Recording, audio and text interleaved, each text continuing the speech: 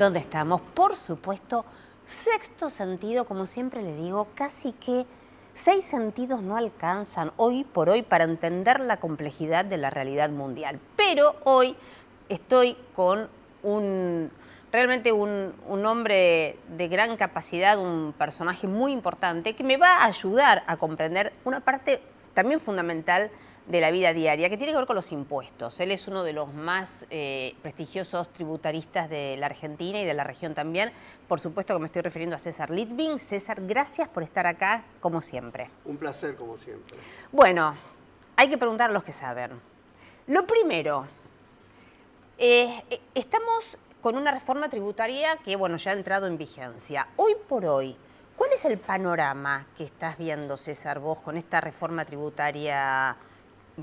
Insisto, ¿no? Que ya tiene efectos en el día a día. Bien, tenemos que aclarar que el panorama heredado era de un alto déficit fiscal con una alta presión fiscal, con lo cual estábamos con la frazada corta. Sí. Si queremos bajar los impuestos, aumentamos el déficit fiscal. Entonces se hizo una reforma tributaria condicionada y ese condicionamiento generó gradualismo. Sí.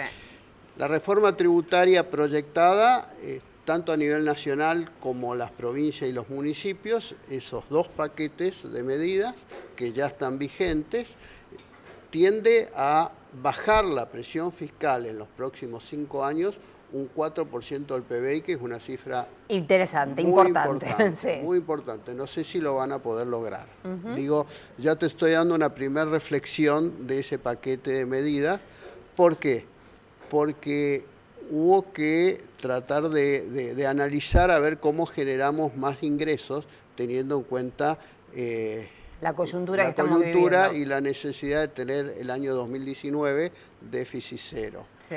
Y ese déficit cero se va a llegar a buen camino, un poco por baja de gastos, pero un poco también por más impuestos. Claro, que obviamente no es esa segunda pata, no es lo que el ciudadano espera, porque obviamente la Argentina es uno de los países que a nivel mundial tiene uno de los que tiene mayor presión tributaria, ¿no es cierto? Si la medimos adecuadamente y contemplamos que la inflación también es un impuesto, y si contemplamos que la evasión es un condimento que hace que la presión fiscal sobre los que pagan es mucho mayor de la que se refleja en los números. Estamos cerca del top 10 de los que más impuestos cobramos. Ahora, César, hay muchas cosas para charlar contigo, pero vos tocaste un tema fundamental que en realidad el hombre, la mujer de a pie se lo pregunta casi todos los días. La pregunta es, se sigue obviamente poniendo mayor presión a aquellos que están registrados, a aquellos que pagan impuestos. Hoy por hoy, con los cruces informáticos que hay, ¿es tan difícil poder cazar a los que no están dentro del sistema tributario legal? O sea, a los que directamente no pagan impuestos. ¿Es tan difícil? No, acá hubo un quiebre importante con el sinceramiento fiscal. Aquellos que tienen activos en el exterior, llámese cuentas bancarias o inmuebles en el exterior o inversión en el exterior, no tuvieron otra, si quieren proteger su capital y si quieren proteger su libertad ambulatoria, claro, no tuvieron otra que entrar en el sinceramiento fiscal. Desde ese punto de vista se amplió un poco la base de contribuyentes que tienen que tributar. Alguno que no entró va a tener problemas. Va a tener problemas porque la AFIP ya está recibiendo información de cuentas bancarias en el exterior y ya lo está incorporando en su base de datos y cada uno ya puede ver en la página de la AFIP qué información tiene AFIP de uno. Quiere decir que aquel que no entró en el sinceramiento fiscal va a tener un problema. Sí.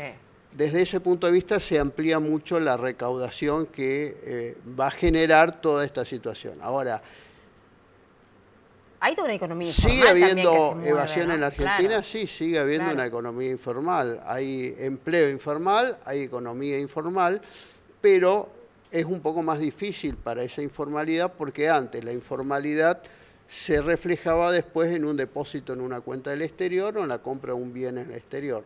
Ahora esa informalidad va a estar guardado en un colchón, en una caja de seguridad, o en algunas inversiones que todavía dan vuelta alrededor de la informalidad. O sea, se hace más difícil cada vez esa informalidad. Pero sigue habiendo en la Argentina, porque por supuesto que con una alta presión fiscal, el premio para el evasor es alto. Claro, eso, a ver si mal no recuerdo, no es la famosa curva de Laffer, ¿no? El tema de los impuestos, que cuando Sí, claro. a partir de determinado momento, cuando la presión fiscal es tan, como vos decís, es un premio para el evasor, porque... Sí, normalmente cuando se baja la presión fiscal es el momento donde se atraen inversiones, Claro. se genera más actividad económica, se genera empleo y esa baja de la presión genera, con el tiempo, hay que esperar un tiempito, a mediano plazo, se genera más recaudación. Bueno, es un poco lo que está pasando con los impuestos al trabajo.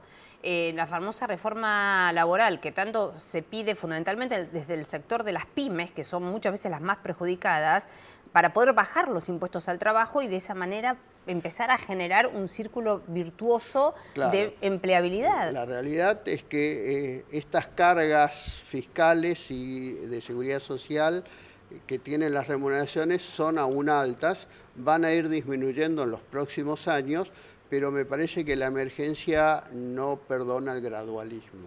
Ahí está, ¿no? O sea, es cierto que estamos, por supuesto, en una coyuntura económica muy complicada, pero también es cierto que siempre Argentina es como que hay crisis y crisis y crisis, Sí, y en claro. algún momento también hay que por ahí poner reglas de juego estables, ¿no? Sí, y que no cambien cuando cambian los gobiernos. Sí, eso tenemos que hablar algo, porque una de las ideas de este gobierno es ir eliminando impuestos distorsivos, y en el podio de los impuestos distorsivos está ingresos brutos, que lo cobran las provincias, Sí. después le sigue derechos de exportación a las retenciones, y después le sigue el impuesto famoso al cheque. Claro. ¿Qué hizo este gobierno ni bien asumió? Eliminó los derechos de exportación, salvo para la soja, con una disminución gradual, Sí. pero el resto de los productos se habían eliminado. ¿Qué hizo el gobierno ahora en esta emergencia? Volvió a tomar mano de un impuesto tóxico, un impuesto distorsivo. Si bien con plazo fijo, Sí. o sea, en forma temporal, en la Argentina estamos un poco incrédulos de los impuestos que nacen como temporales y permanecen en el tiempo muchos años. El impuesto al cheque fue temporal. Claro. Por El un IVA el año. 21 también, me acuerdo. Claro, por un año, y la verdad es que ya hace 17 años que está este impuesto y no lo tocan. Ingresos brutos, hemos hablado en otras ocasiones sobre ingresos brutos, es el peor de los impuestos. En la década del 40 en Europa ya se lo eliminó y se lo sustituyó por el IVA. En la Argentina, cuando se crea el IVA, se deja sin efecto este impuesto. Pero hoy en día están conviviendo los dos. Están conviviendo los dos. Es Las impresionante provincias eso, se comprometieron con el pacto fiscal a ir eliminando ingresos brutos en algunas actividades, ejemplo, actividad industrial, ejemplo, actividad primaria, etcétera. Y lo que han hecho las provincias es que las que eliminaron, gran parte eliminaron, subieron ingresos brutos al comercio mayorista y minorista, que no era lo que estaba planeado. Ajá. O sea que las provincias tienen este impuesto que es malo, que es tóxico, que es medieval, que ya no se usa en el mundo, pero que representa en promedio cerca del 80% de la recaudación de impuestos propios. Claro, de las propias provincias. Por eso es que no lo quieren, la eliminación Claro, es siempre pero un las tema. provincias se vieron con más ingresos cuando este gobierno les dio ese famoso 15% Sí. que estaba en litigio y se los dio Al a inicio, todos al sí. inicio, y la contrapartida hubiese sido bárbaro Bajarlos y eliminar ese eliminarlos. impuesto. Claro. Porque es un impuesto invisible a los ojos, no lo vemos cuando pagamos un consumo, cuando compramos un bien, pero está metido en el precio y tiene una incidencia muy importante en el precio. Eso también muchas veces explica, no digo que justifique, porque uno como consumidor se queja permanentemente, pero explica muchas veces el costo que uno termina pagando por ciertos productos, porque en la cadena de valor al propio productor, comerciante, o sea, le van Claro, llenando... Lo que tiene ingresos brutos es que tiene una repotenciación, Claro. porque va trasladándose en cada una de las etapas. Por eso el pacto fiscal prevé eliminar la etapa industrial para que después no se repotencie tanto desde el inicio. En realidad debería haber un impuesto a la etapa de consumidor final, al comercio por menor, en lugar de un impuesto tan malo como ingresos brutos. Y si me pongo más idealista, diría, no debe existir nada más que el IVA. A ver, eso te quiero preguntar, ¿cómo funciona en otros países? A ver, en el próximo bloque quiero que me cuentes dos cosas. Tengo que ir a un suspirito. ¿Cómo funciona en otros países? Y otro impuesto que ha resultado muy distorsivo, que es el impuesto a la renta financiera, que quiero que hablemos. En el próximo bloque, dale. Dale.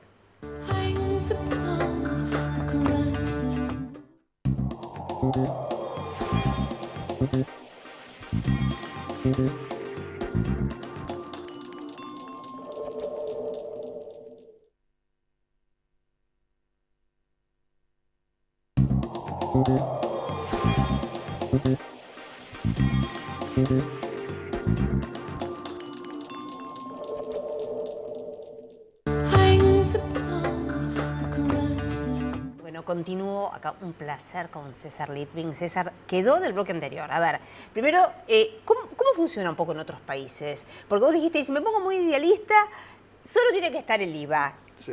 Digamos, los impuestos, el sistema tributario que mejor, hagamos un poquito como de legislación comparada, que mejor funciona, ¿en dónde pensás que está? ¿En qué países está? Los países europeos tienen un buen sistema y Estados Unidos también. Y paradójicamente Estados Unidos tiene mucho menos presión fiscal que la Argentina. Bueno, de hecho ahora el nuevo presidente Trump ha bajado los impuestos. Trump ha hecho una reforma tributaria la más importante en los últimos 40 años, Sí. bajando impuestos. Sí. Y la economía se reactivó impresionantemente. Es impresionante. Está volando en la Estados Unidos la economía. gente no quiere a Trump, pero está contenta con el ritmo económico que está teniendo Estados Unidos. A ver, ingresos brutos, insisto, es un impuesto medieval, lo tenía España, se llamaba la alcabala española, que le generó muchos perjuicios a España porque sus vecinos no lo tenían. Después de la Primera Guerra Mundial, todos los países europeos en crisis de sus finanzas públicas crearon ese impuesto y en 1940 lo empezaron a dejar y sustituir por el IVA. El IVA es un impuesto mucho mejor porque grava cada una de las etapas y el valor agregado que produce cada etapa. Es decir, desde el punto de vista de la traslación es el mejor de los impuestos. En la Argentina lo que perjudica es la alícuota, que es el 21%. Que es muy alta. Que es muy alta. Por ejemplo, en Estados Unidos tenés un IVA, depende del estado, más o menos entre el 5 y el 7,5%. Claro. Y se le agrega algún puntito más de un impuesto estadual, que vendría a ser casi como ingresos brutos, pero entre los dos no suman mucho. Claro. En la Argentina vos tenés el 21 de IVA, tenés ingresos brutos, y después tenés los municipios que también cobran función de ventas. Claro, las tasas, ¿no? En realidad son impuestos, pero se disfrazan de tasas, porque los municipios no pueden cobrar impuestos. Y el pacto fiscal, en esto es importante que cumplan con el pacto fiscal los municipios, establece la limitación que no pueden cobrar en función de ventas los municipios, sino en función del costo del servicio que te dan, seguridad e higiene. Por ejemplo, bueno, hay que prorratear el costo del servicio entre todos los habitantes que pagan ese impuesto o esa tasa, y en función de eso va a bajar sustancialmente. Claro, se va a desfinanciar mucho la provincia y los municipios con lo que estoy diciendo, pero tenemos que partir de una hipótesis. El Estado está obeso. Entonces, el ajuste al cinturón no tiene que ser para sacarle más plata al sector privado, sino tiene que ser para ponerlo a régimen al Estado, porque hay muchísimo gasto superfluo. Un informe de la semana pasada del Banco Interamericano de Desarrollo establece que tenemos un 7% del PBI de gasto improductivo. Es un montón. Mirá si bajamos ese 7% y bajamos la presión fiscal en un 7%, ahí sí van a ser no lluvias, sino con granizo de inversiones. Igual, de cualquier manera, una cuestión, César, que hay que decir, resaltar, dentro, digamos, de la cabeza del presidente, él lo ha manifestado, justamente él es una persona que cree en la baja de impuestos, y que ha dicho que este impuesto, por ejemplo, a la exportación, es transitorio, que esperemos, por supuesto, se cumpla, y fundamentalmente a un sector en donde por la devaluación se ha visto realmente beneficiado, de alguna manera, ¿no? De alguna forma. Queda temperado el efecto. Exacto. Porque tiene un valor de precio dólar que los exportadores no soñaban. Exacto. Te quiero hacer algún comentario al impuesto a la renta financiera. Desde el primer momento, lo he dicho acá también, estuve en contra de este impuesto. Cuando uno diseña un sistema tributario, tiene que pensar en determinados principios. Y algunos principios son contrapuestos. Por ejemplo, ¿es equitativo cobrar impuesto a la renta financiera? Sí. Porque si el trabajo paga impuestos, ¿por qué no va a pagar la renta financiera? Pero también hay otro principio llamado de eficiencia. Es decir, que los impuestos tienen que ser utilizados como herramienta para lograr objetivos. Entonces, como herramienta significa yo a través de los impuestos logro motivar conductas. Claro. Entonces, motivo a que yo le pueda prestar al Estado cuando emite títulos públicos, y entonces yo lo eximo de impuestos porque necesito, Estado, recibir dinero como préstamo.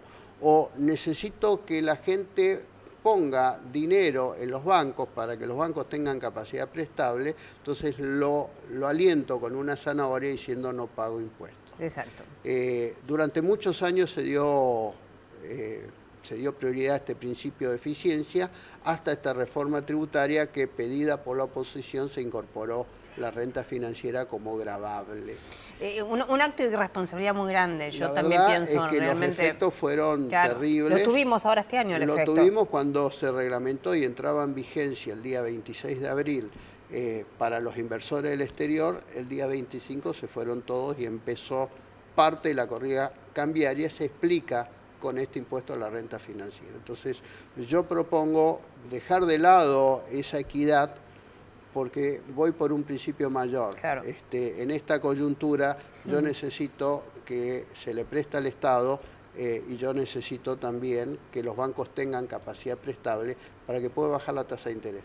Eso es muy interesante lo que estás diciendo, César, es muy interesante, porque esto también puede en algún momento, en todo caso, pasando toda la coyuntura complicada que estamos teniendo, si se quiere regir por ese principio de equidad, podría volver, aunque creo que en un mercado de capitales también tan chiquito como el argentino, es muy poco lógico castigar. Además, quiero decir algo, la renta financiera en cabeza de las empresas está grabada siempre, y estuvo grabada siempre, y yo no pido exención de eso.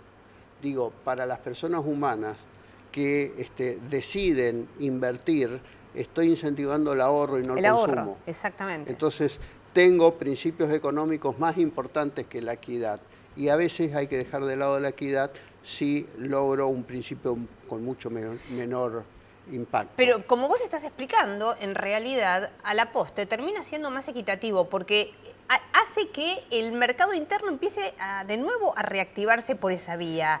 O sea, termina siendo equitativo. Es equitativo. Pasa a ser equitativo porque justamente más inequitativo que la inflación, más inequitativo que la devaluación, no hay. Entonces, digo, dejemos de lado la renta financiera, porque además hay otro tema. En una época de alta inflación, ¿cómo mido la renta financiera? Sí, ¿cuánto realmente? ¿Cuánto es renta y cuánto es pérdida de capital? O sea, el que tuvo depósitos a plazo fijo este año y va a pagar impuestos a las ganancias, va a pagar impuestos a las ganancias por una ganancia que no existió. Lo que pasa, César, me dejas decirte una cuestión. Yo creo que el tema de la renta financiera, y yo lo he dicho también varias veces acá en el programa, es una cuestión de marketing, por decirlo de alguna manera. Lo digo, creo que una buena parte de la dirigencia política que utiliza banderas demagógicas dice, bueno, a ver, la renta financiera es mala. Es un tema de adjudicarle como un problema a la renta financiera, cuando en realidad el mundo moderno la renta financiera implica el ahorro de las personas. Yo coincido totalmente, soy un poco más duro, digo, es un relato político sin sustento. Mucho más ya en el mundo moderno, digamos. Obviamente, porque la realidad es que hay que usar el sistema tributario para motivar conductas, claro, o desmotivarlas. O desmotivarlas. Pero justamente el sistema tributario es como una herramienta. Lo puedo usar, un martillo, lo puedo usar para construir o para destruir. Claro. Ahora, estoy pensando, por ejemplo, cuando a veces uno lee, ¿no?, el plomero de Iowa que invierte en acciones y realmente eso hace que después, el día de mañana, el señor se jubile y pueda viajar. O sea, todos esos conceptos no se entienden todavía bien acá. O sea, me parece que todavía falta también mucha, tal vez, educación en relación a esto, porque vos esto que estás comentando, que es de verdad muy didáctico y muy docente para explicar, tal vez hasta yo digo, en las escuelas se debería contar todo esto, ¿no? Sí, esto forma parte de un plan que tiene que ver con la conciencia tributaria. En la Argentina tenemos un problema muy importante de sentimientos morales, donde durante mucho tiempo el evasor era el piola, era el más vivo de todos, y en otras partes del mundo el evasor es un delincuente, claro, que tiene un rechazo social, que no puede salir a la calle. El que va de impuestos en Estados Unidos directamente. Entonces acá hay que empezar a reeducar y recalcular desde los chicos para que entiendan de que es imposible que un país pueda vivir sin los impuestos. Impuestos que tienen que ser justos, que tienen que ser eficientes, y que el Estado, del otro lado, tiene que mostrar que devuelve. Exactamente, en servicios. Con calidad de servicios, sí, en infraestructura, para que los trenes no choquen, para que las rutas estén en buenas condiciones, para que se hagan autopistas, para que la educación sea buena, para que la salud sea buena, etcétera, etcétera. Hoy todavía sigue siendo, por ahora, una asignatura pendiente. Tenemos todavía tantas cosas por hacer en nuestro bendito país, lo cual, por el otro lado, también es bueno que haya tanto por hacer, y si nos ponemos todos de acuerdo, que finalmente se haga, Lo importante, ¿no?, es ir haciendo a poquito, sí, y tener la tolerancia y la paciencia para saber esperar, porque venimos de terapia intensiva. Sí. Y digamos, no podemos exigir al paciente que en 2 años corra una maratón. Sí, sí. Vamos a tener que ir caminando despacito, pero por lo menos elegir bien el camino. Una pregunta, ¿es un mito o una realidad el paraíso de los países nórdicos en cuanto a que el Estado realmente, porque siempre se pone como ejemplo Finlandia, Dinamarca, Suecia, como que tienen un sistema tributario donde se paga mucho impuesto, pero bueno, tienen un nivel de vida, el Estado verdaderamente está presente con mucha calidad de la vida diaria? Es así, yo estuve en esos países y me llevé buenas sorpresas porque hablé con la gente y bueno, básicamente ellos dicen los impuestos son carísimos y nos lleva casi el 50% de nuestro ingreso, sí, pero después no pongo la mano en el bolsillo, claro, para seguridad, porque la seguridad es buena, para salud, porque es buena, para educación, hay pública y privada, y resulta que el colegio público-privado son de iguales calidades. Qué bárbaro. Lo único que privado puede haber con distintas especialidades, informática, religiosa, económica, etcétera. Pero ¿quién paga la cuota del privado? El Estado. Porque el Estado ¿sí?, te tiene que dar educación con el precio del impuesto. Y eso es importante.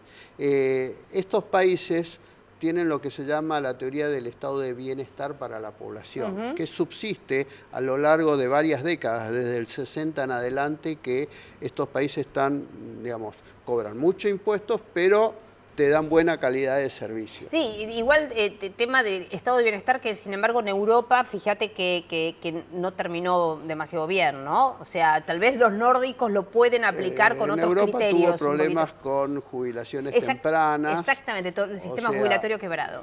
Quebrado el sistema jubilatorio porque además poca natalidad, pensiones altas Exacto. y baja edad jubilatoria, entonces no resiste.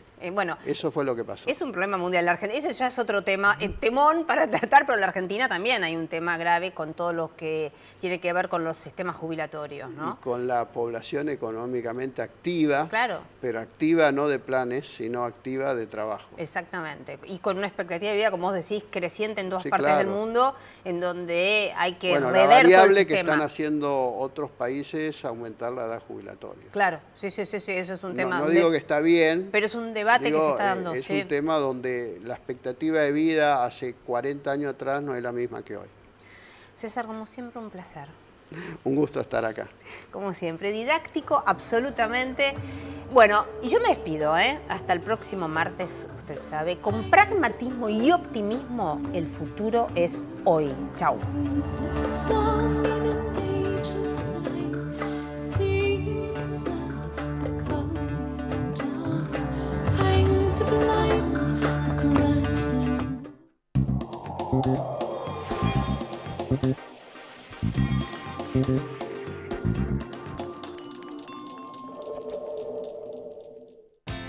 Innovación permanente. Vocación por la vida.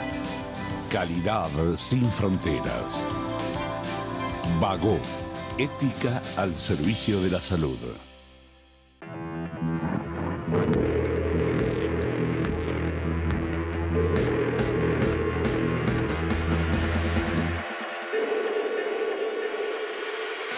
Fiat Toro, brutalmente linda.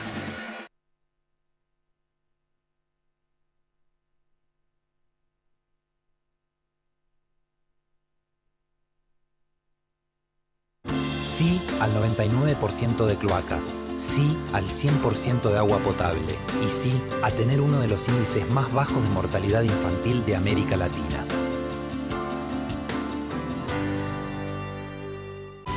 En la Ciudad Autónoma de Buenos Aires, vivir mejor es ley. Legislatura de la Ciudad Autónoma de Buenos Aires. Más de 13.000 policías en calle. Seguimos avanzando hacia una ciudad más segura. Buenos Aires Ciudad. Vamos, Buenos Aires.